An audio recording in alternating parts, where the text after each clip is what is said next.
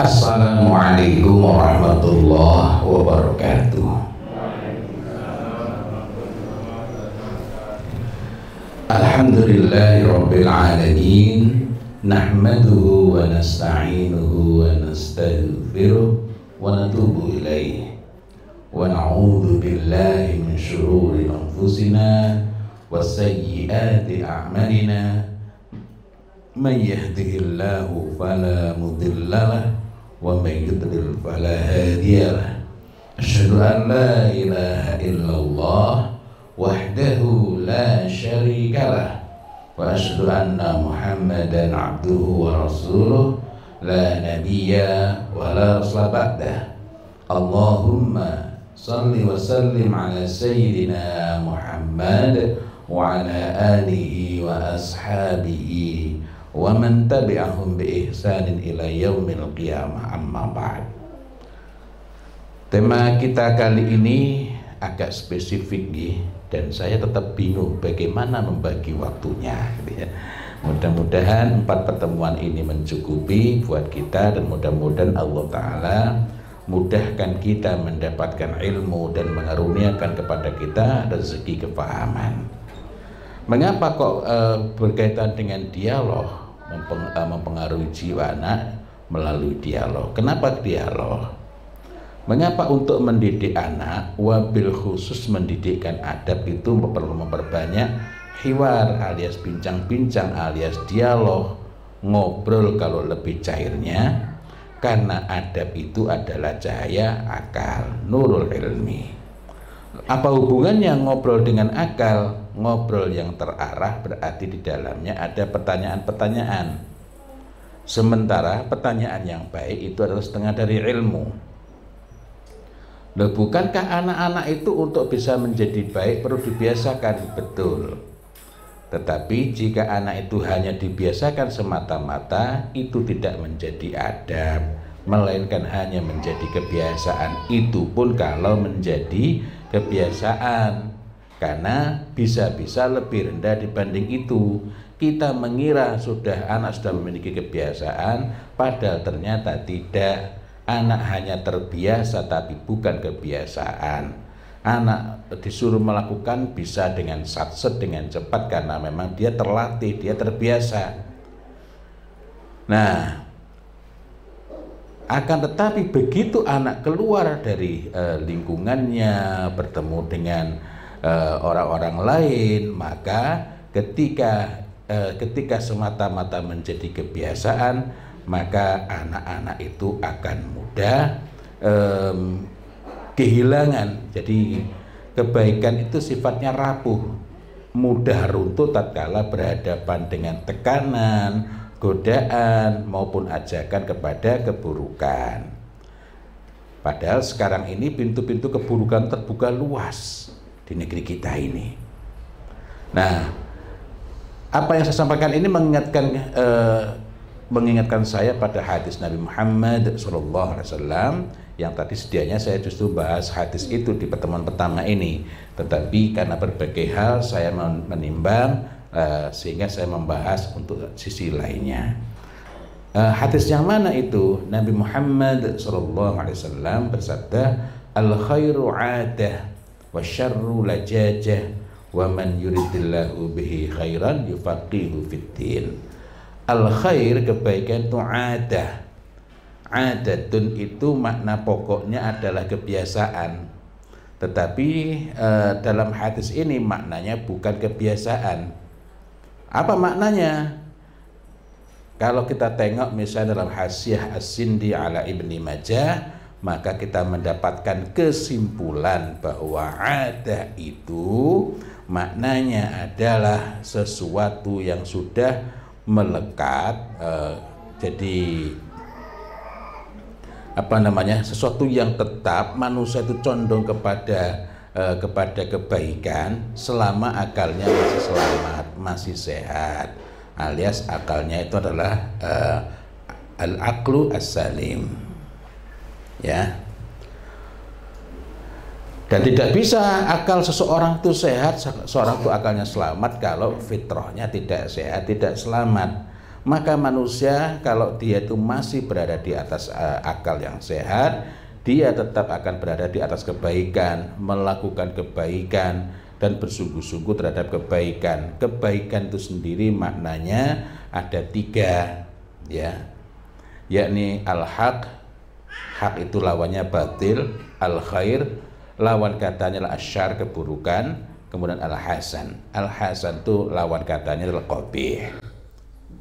Kita nggak bahas lebih rinci masalah ini ya, tapi khair itu berkenaan dengan kebaikan-kebaikan yang jiwa manusia selama jiwanya itu masih baik, masih selamat, dia akan melihat sebagai kebaikan.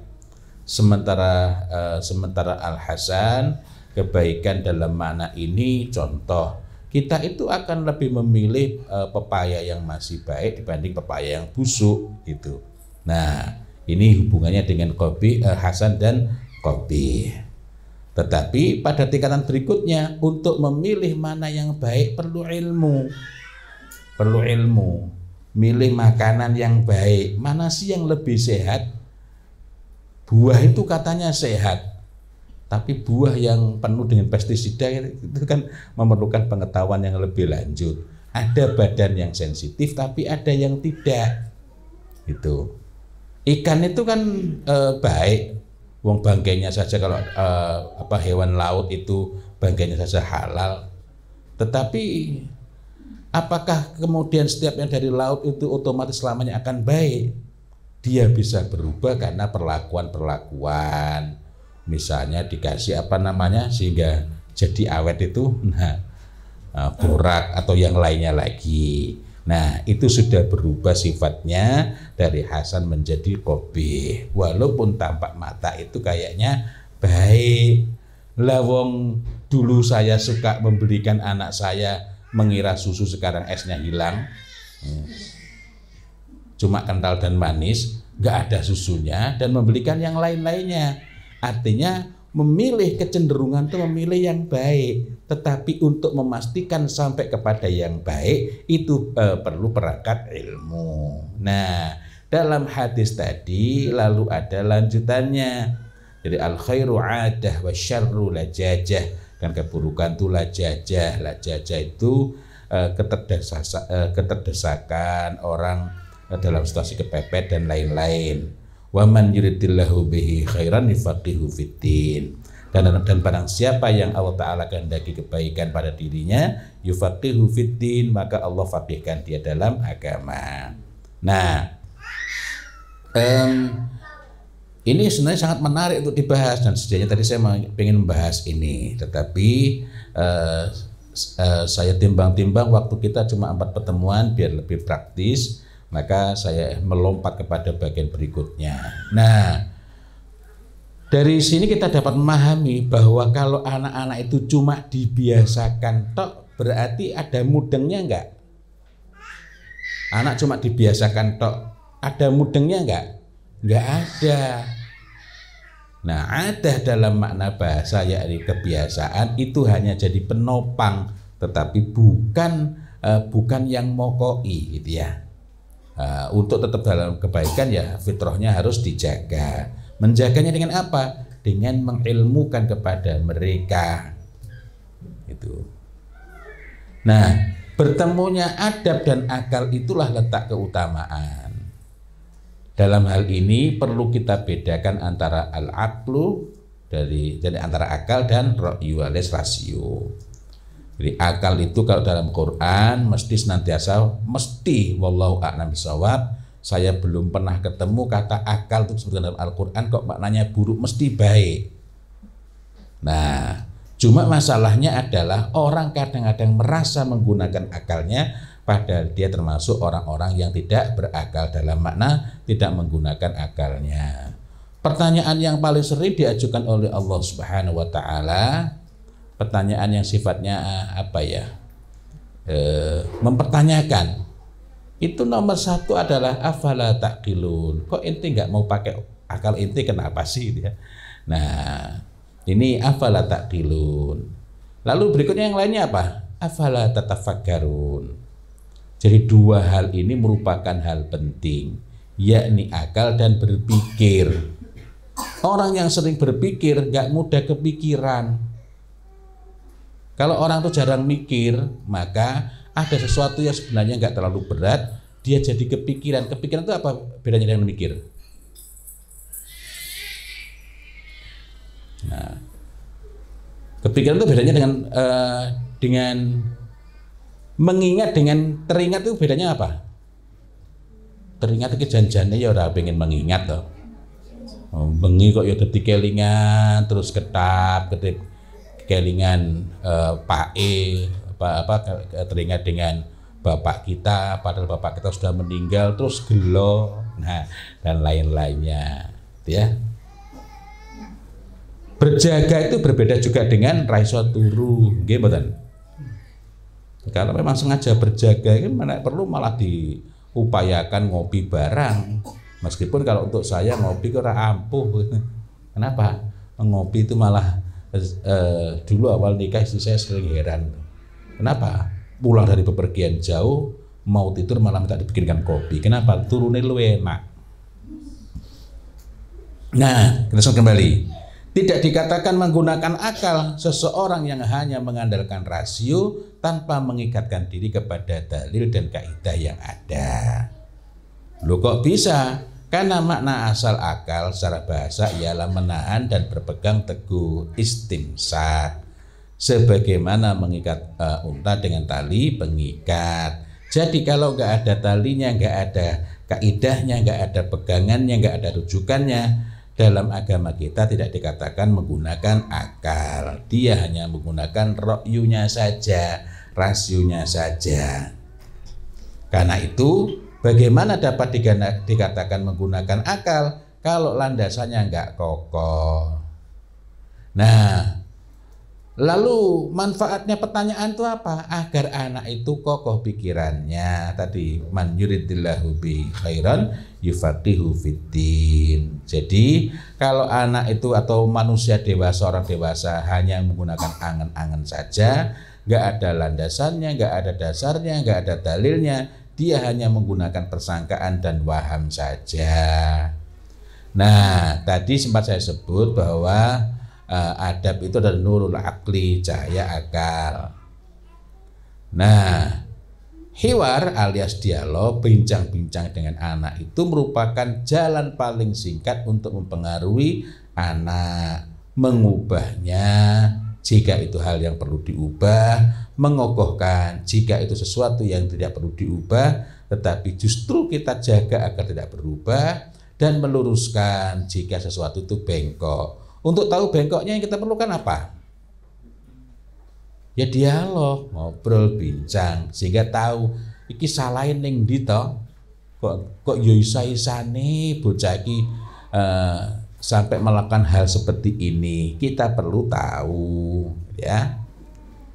Jadi mengubahnya itu jadi hiwar itu, bincang-bincang itu diperlukan dan sekaligus merupakan jalan paling singkat untuk mempengaruhi anak. Anak hanya disuruh, mungkin dia tergerak tapi nggak terpengaruh. Begitu kita tidur, dia segera berhenti melakukan apa yang kita suruhkan anak untuk mengerjakan. Anak dinesoni, dilarang, ya dia berhenti ketika yang melarang itu masih nungguin. Begitu yang melarang itu nggak ada dan dia tidak merasa terancam oleh bahayanya kalau meninggalkan larangan, ya dia mengerjakannya. Kemudian tadi mengubahnya dan meluruskan dari kesalahan serta kerusakan. Nah, dalam hal ini kalau kita itu sering melakukan hiwar, bincang-bincang, dialog, ngobrol, ya dengan bincang yang bermanfaat, bincang yang baik, itu akan memudahkan kita melakukan muhawarah. Muhawarah itu apa? Diskusi, debat dalam suasana yang akrab, bukan saling menjatuhkan. Berbeda dengan miraq. Nah, banyak dari kita cenderung menghindari karena mengira sama antara muhawarah, jidal dan miraq. Jidal itu ya debat, adu argumentasi. Miraq itu debat yang cenderung menjatuhkan, mencari-cari kelemahan. Ya kayak yang kalau kita saksikan di TV bagi yang punya TV gitu ya, atau potongan-potongan video yang pendek maupun agak panjang. Di negeri kita ini yang paling sering muncul adalah Miro. Jarang yang menampilkan diskusi dan debat yang elegan gitu, jarang, sehingga orang jadi mengalami trauma terhadap terhadap namanya debat. Terus debat itu mesti elek, tinggalkan debat, padahal yang suruh meninggalkan itu adalah Miro. Nah, sama halnya lembut itu kan kita itu Masya Allah kaya sekali kita. Lembut itu sendiri bermacam-macam. Begitu pula mengenai debat. Jadi biar kita nggak salah paham, saya perjelas lagi ya. Yang perlu hidup di rumah itu adalah muhawarah. Debat tapi suasananya itu ya enak gitu loh, ngobrol. Dan memang dalam rangka menemukan kebenaran, mencapai kebenaran, sehingga tidak perlu merasa kewirangan, kisinan dan sejenisnya kalau pendapat kita salah. Justru kita bersyukur, alhamdulillah, karena ngobrol, karena bincang, karena debat karo anake malah dadi ngerti salahe. Nah, itu yang perlu dibangun, sehingga kalau suasana ini tumbuh di keluarga, insya Allah antar anggota keluarga itu akan mudah untuk saling mengingatkan dan saling diingatkan. Tadzakur indal ghaflah, saling mengingatkan ketika ada yang sedang lalai. Padahal di rumah itu yang bisa lalai bukan cuma anak, orang tua juga bisa lalai. Nah, jadi kalau tadi Miro itu debat yang cenderung menjatuhkan, mencari-cari kelemahan, kehabisan argumentasi lalu yang diserang pribadinya, itu kampungan banget ya. Anda juga pernah melakukan, berarti kan urusannya pada orangnya, untuk memojokkan atau merendahkan, serta sebenarnya bukan kampungan, malah di kampung itu malah lebih kok. Karena itu saya harus mengganti, saya tidak boleh menggunakan kata kampungan. Wong saya dari kampung itu malah diskusi ini orang ngono kuwi. Sehingga dikatakan kampungan ini penghinaan, kaya wong kutha iki mesti luwih mulya, mboten. Wong kutha sing luwih brangasan ra duwe tata krama luwih akeh. Nggih mboten? Wah, wong kampunge malah kae. Ya, tata kramane apik tenan kae. Sekali lagi. Dan masing-masing itu memang cenderung berorientasi mengalahkan. Sekarang ini pejabat wae yang ngono bukan mencari kebenaran. Debat seperti inilah yang tercela. Kita benar atau salah wajib meninggalkan. Kalau kita dalam posisi yang benar, meninggalkannya itu Masya Allah, itu menjadi pintu untuk mendapatkan jannah, mendapatkan nikmat dari Allah Subhanahu wa Ta'ala nanti di akhirat. Nah, berdebat dalam makna muhawarah, apalagi ini hidup dalam keluarga, Masya Allah, itu yang baik. Kenapa? Karena di dalamnya akhirnya mengalir deras pertanyaan-pertanyaan yang tajam, analitis, cerdas, bukan untuk memojokkan. Pertanyaan itu sendiri, pertanyaan sing apik kuwi, dawe Ibnu Hajar Al-Asqalani, setengah dari ilmu. Beliau mengatakan husnul su'al nisful ilmi. Sehingga dengan itulah maka anak-anak ketika melakukan sesuatu, bertindak, walaupun yang dilakukan itu baik, tetap perlu ditekoni. Tentunya apa? Untuk mengokohkan. Fungsinya mengokohkan itu apa? Tidak mudah berubah, tidak mudah luntur, tidak mudah hilang. Maka tadi saya ingatkan bahwa tujuannya kita hiwar itu adalah pertama untuk mempengaruhi anak, ya. Yang kedua untuk mengubah anak, mengubah. Nah, kemudian yang ketiga untuk mengokohkan. Yang keempat adalah untuk meluruskan dari kesalahan. mempengaruhi, sing asale ra gelem dadi gelem. Nah, yang awalnya mau itu belum tentu sudah melakukan, lalu mengubahnya. Ini sebagaimana yang dikatakan oleh sebagian ulama bahwa at-tarbiyah al-haqiqiyah hiya tarbiyatul iqna wa aqsaru turuqil iqna huwa al-hiwar. Pendidikan yang hakiki itu adalah pendidikan yang mempengaruhi, yang mempersuasi. Wa aqsaru turuqil iqna, dan jalan singkat, jalan pintas untuk mempengaruhi jiwa anak, huwa adalah al-hiwar, adalah bincang-bincang. Kuwi kabeh ra bayar. Nggih mboten? Nek nganggo Zoom kae malah bayar. Walaupun acaranya gratis, tetap perlu pulsa, tetap perlu listrik. Ngobrol senajan mati lampu tetap bisa ngobrol. Gimana? Jadi di zaman ketika harga-harga semakin naik, justru kita perlu memperbanyak yang gratisan. Ngobrol kuwi termasuk gratis. Nah, jadi pertanyaan-pertanyaan yang baik, Nah, nanti kita masih ada 3 pertemuan, mudah-mudahan kita nanti bisa masuk ke sana. Walaupun tadi ada 4 poin, mungkin 3 poin saja. Sambil saya angen-angen mana yang paling mendesak untuk dilakukan dari poin-poin tadi, ya. Nah, pertanyaan yang baik itu membimbing anak untuk berpikir dengan benar. Kowe kok dina iki loman men le karo kancamu le. Ora usah tambahi kok tumben ya. Nyapa le? Anu Pak, mau ki ngene. Nah, kita perlu menggali, menguatkan. Anak itu kalau sering dirungokke iki atine seneng, dia menjadi bahagia, merasa diperhatikan walaupun kita enggak memuji. Wah, anak cah bendino dilamlem tapi ra dirungokke iki ya tidak kuat pengaruhnya. Nah, dengan mendengarkan itu pula kita itu iso mikir pertanyaan sing apik iki piye. Karena itu kalau kita mendengarkan dirungokke tenanan. Dan prinsip dasar untuk bisa mendapatkan kebaikan itu yang ngrungokke, gitu ya.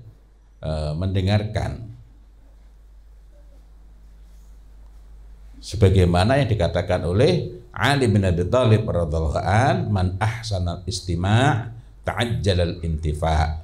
Barang siapa yang paling baik dalam mendengarkan leh ngrungokke iki ora ming krungu. Ngrungokke, mendengarkan. Istima' itu berarti memang tenanan leh ngrungokke. Bukan untuk menunggu kesempatan berbicara. Sok-sok iki ada orang saling berbincang ning janjane orang saling ngrungokke. Gitu ya. Mendengar itu hanya untuk mencari celahnya lalu memotong pembicaraan atau untuk menjatuhkan. Itu berarti bukan istima', bukan ngrungokke tenanan. Padahal bocah ojo meneh bocah. Mae bocah-bocah wae dirungokke seneng banget wae. Nggih. Apalagi anak-anak. Bocah-bocah ora tau dilem tapi dirungokke tenanan. Ngomong ki digatekke iku Masya Allah. Sebagaimana perkataan para ulama, innan nasa 'adatan yuhibbuna man yastami'u ilaihim.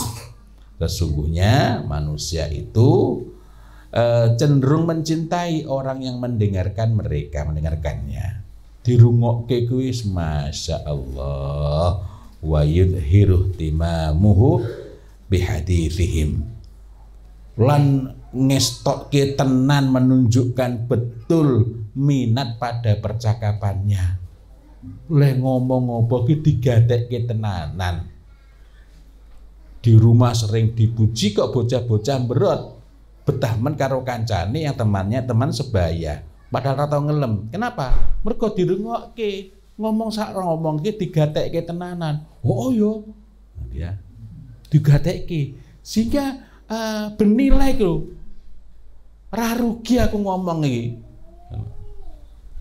Sebaliknya kita ngomong sama istri, ya bagus kayaknya. Ning ya ora nyawang blas. Wes lapo aku mau ngomong iki. Nyesel. Nyapo aku mangkok yo ngomong karo watu wae. Nah, wa yuqaddiru ara'ahum.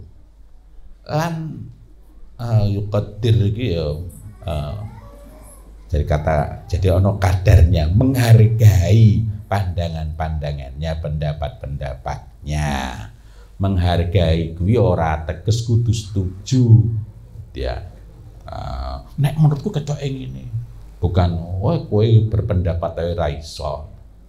Nah, jadi ungkapan ara'ahum itu sebenarnya merujuk pada pandangan atau pengetahuan meskipun belum mencukupi disebut pendapat. Nggih. Kita lanjutkan lagi pelan-pelan bahas bab ngobrol, bincang-bincang. Jebule kabeh iki ya perlu ilmu nggih. Padahal ya kete awak dhewe bendina ya ngomong. Wong kula dipethuk wae langsung ngomong wae tekan njero mobil ning kono ya ngomong, ning kene kanggon ngomong meneh. Iki ngomongi. Tapi bincang-bincang itu beda meneh. Nggih. Bincang-bincang tuh hewan. Lho bincang-bincang ya awak dhewe ya. Tadi ya ning mobil ya bincang-bincang ya hewan.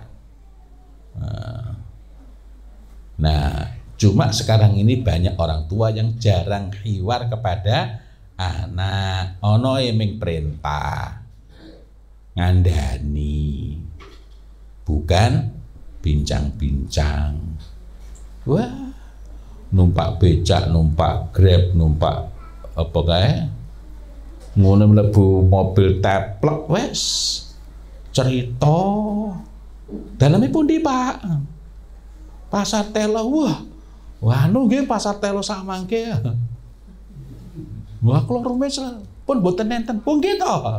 Iso gaya ngomong numpak becak sak jam, numpak Grab ku ya tekan ngomah ki ono wae critane.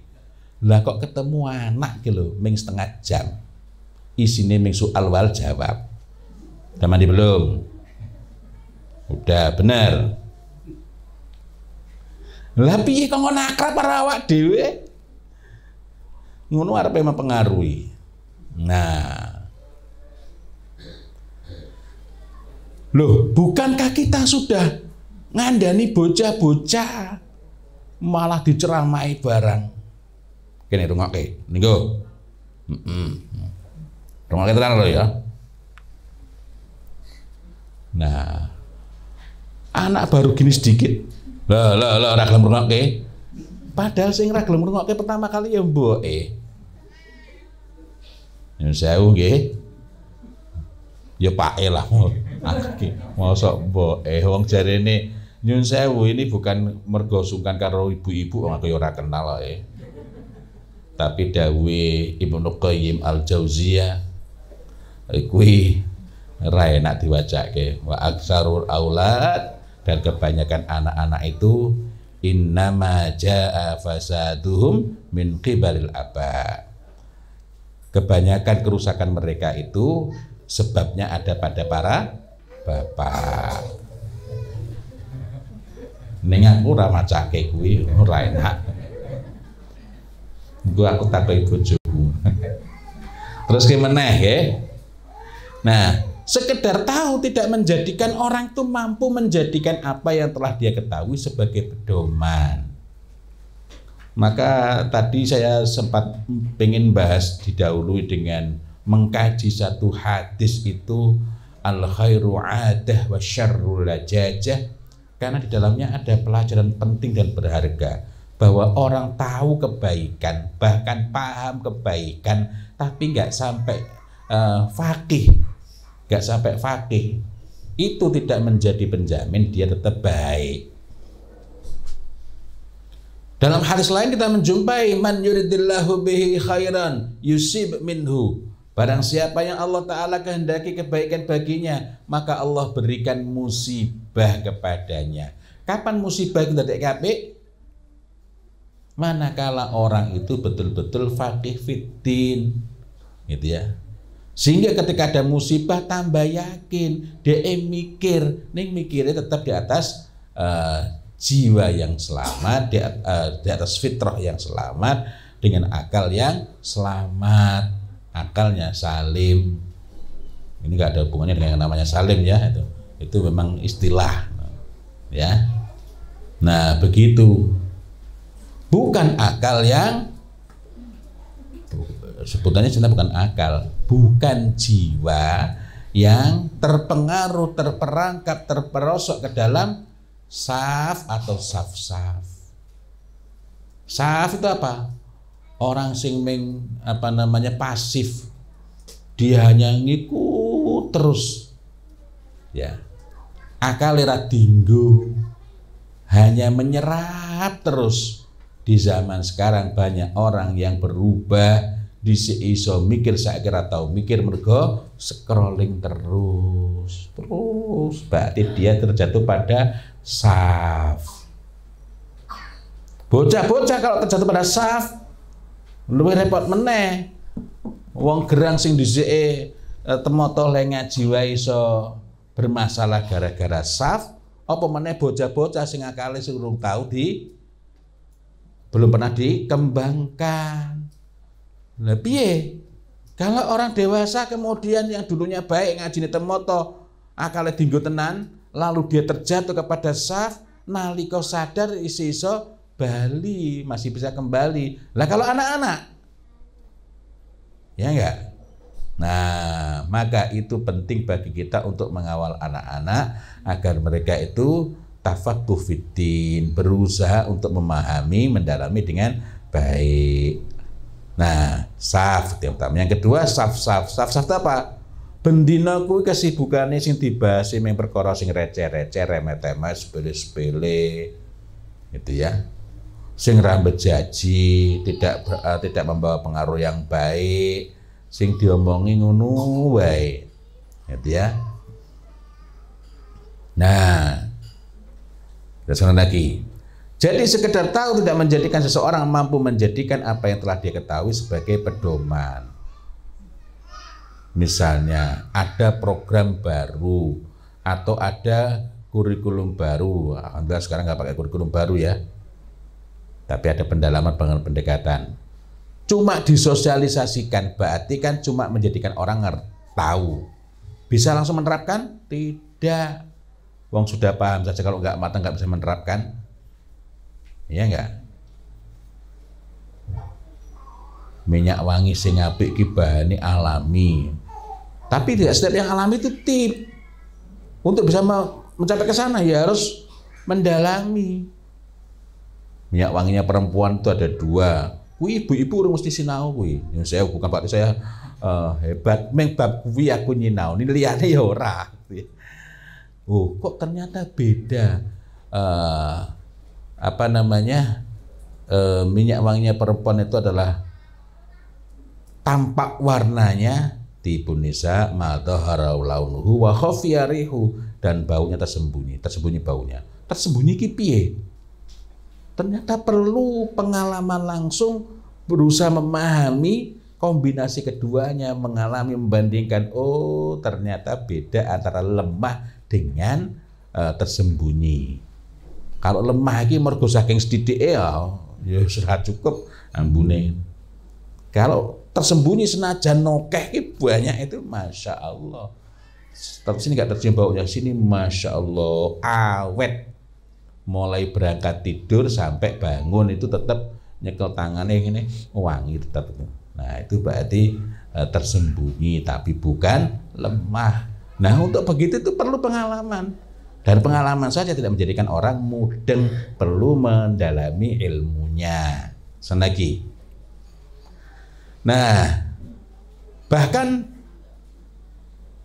weruh kuwi tahu itu tidak sama dengan paham. Alangkah banyak orang yang tahu banyak hal, mbuh mergo nyekel HP googling mbuh liyane. Nah seperti ini, terdengar suara kertas disobek itu berarti waktu saya sudah semakin sempit gitu ya. Kenapa? Itu gabungan antara sinau karo pengalaman itu. Contohnya kalau pas moderator udah sobek, wis mulai buka ambil pulpen, berarti waktu ini wis meh entek ngono kuwi lho. Nah. Ya. Apa meneh selain pengalaman itu, ya wis sering runtang-runtung ya. Sebaliknya ono loh, suami istri ya saling mudeng. Kenapa? Karena mereka hanya hidup sebagai suami istri tapi tidak memiliki kedekatan emosi. Kok iso duwe anak 5? Itu lain lagi pasalnya. Nah, alangkah banyak orang yang tahu banyak hal tapi lemah pemahamannya. Nah, padahal tadi kunci kebaikan apa? Orang yang paham, wa man yuridillahu bihi khairan yufaqihu fiddin. Apa meneh ngapal tok tapi nggak memiliki penguasaan ilmu yang mendalam. Dalam keadaan seperti itulah banyaknya pengetahuan tidak menjadikan anak mampu memecahkan masalah, tidak pula kuat mempertahankan perilaku maupun keyakinan yang seharusnya dia perjuangkan karena dia sebenarnya belum sampai pada tataran meyakini. Ya kaya anu kuwi lho, ada A'rabi, orang Arab Badui datang kepada Nabi mengatakan sudah beriman. Apa kata Allah? Tidak, kuwi durung iman.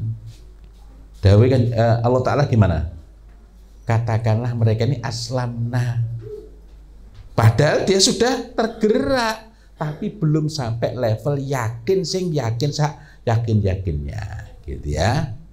Nah, lalu dengan apa kita memahamkan? Ini sebenarnya baru muqaddimah, jebulat deleng wis jam 5.38. Maka pantesan kertas sudah disobek ya. Masya Allah.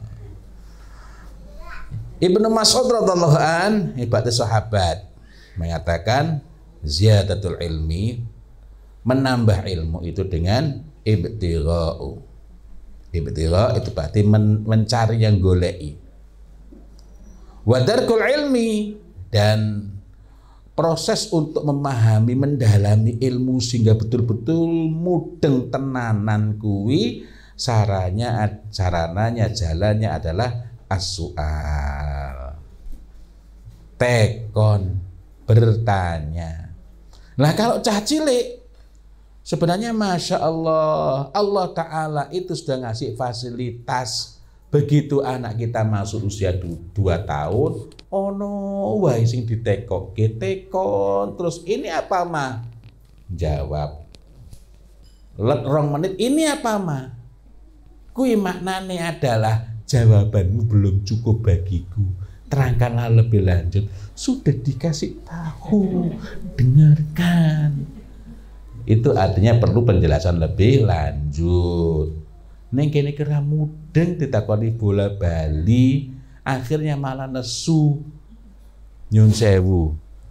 Yang seharusnya memahami itu yang lebih banyak pengalaman hidupnya, lebih banyak pengetahuannya, ataukah yang masih sedikit pengalaman hidupnya dan sedikit ilmunya? Lah iyalah, kok kita itu nonton anak kok nggak paham toh? Lagi cara berpikir ini ternyata sekarang ini menggejala. Pejabat menyuruh kita memahami mereka, ya. Dadi kelingan jadikan MZ. Nah, lombok larang ngomong nandur. Aku arep nandur iki ra iso langsung cukul ya. Apa meneh bagi saya yang ra iso tandur. Iso cukul ya ra iso langsung pas maghrib sudah berbuah ya. Nah, tapi ternyata kesalahan berpikir itu memang menggejala sampai level pada tingkat mbok-mbok karo bocai. Nah, tak terus didik meneh sebelum nanti agar tidak menjadikan moderator semakin gelisah ya. Tak tambah sedikit. Maksudnya darkul ilmi tadi itu piye? Orang yang sekedar memahami sebagaimana seorang memahami penjelasan. Kula niki wau nerangke jenengan manduk-manduk niki wau belum sampai pada darkul ilmi, tetapi iso nangkep ya. Maduk-maduk kae maduk. Apa ya toh? Nah, ini berarti ada pertanyaan. Nah, mantuk-mantuk kui itu berarti menangkap, menerima penjelasan, memahami penjelasan. Ora ateges mudeng. Mau penjelasannya apik banget ya Pak. Piye?